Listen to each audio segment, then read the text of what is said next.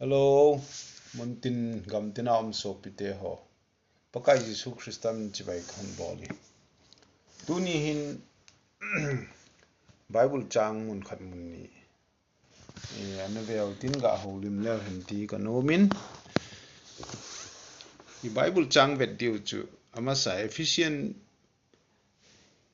bungup chang li na to. Last na chu abana chu relation bung ko changup na hai tulai khangat mitam tain ipiti de ham in a bolo nu le paten in a bolo ta san cha khat ka he tiwa chu ibaham mitile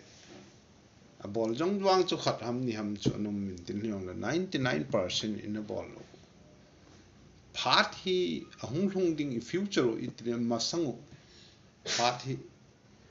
thil ha sa kil lung han na lung don na tizat na thil chom tampi hung ding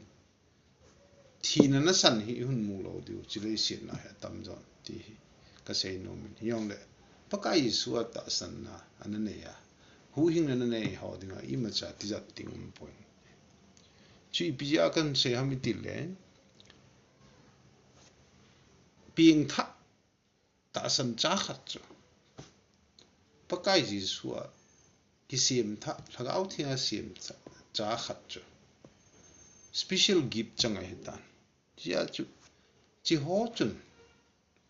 pakai ji su bible kinga na pakai ji su kinga na nei hitan chia chu ping tha te ta san cha te dinga nung khamom lo hi bi hung yong le future na chia chu kon se ka sei no pen chu a khang a phat he kinotan mi him ho he ning tel tan chilei sit ki tha to na ki eng bol na ki khep chat vai na lungdon na ka na kim gen thei tho na mu ne hin a hin la chaw chang cho pel hei khat omin chu pakai Jesu Christa ko ma me chia chu in sunga he tu ni hin a tha in nu khat pa khanin ichate ijite ipasal ijipa ai lo le itute pakai Jesu hi hu hing pu hi ta sa le thagawati hi basic ipatha ki dingwa de me huti lo le inki hil dan hi adi lo khatum meta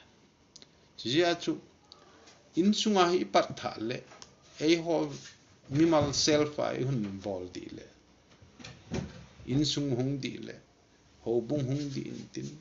society hung din politics system hung di ding jia chu tuna hi chom chakhat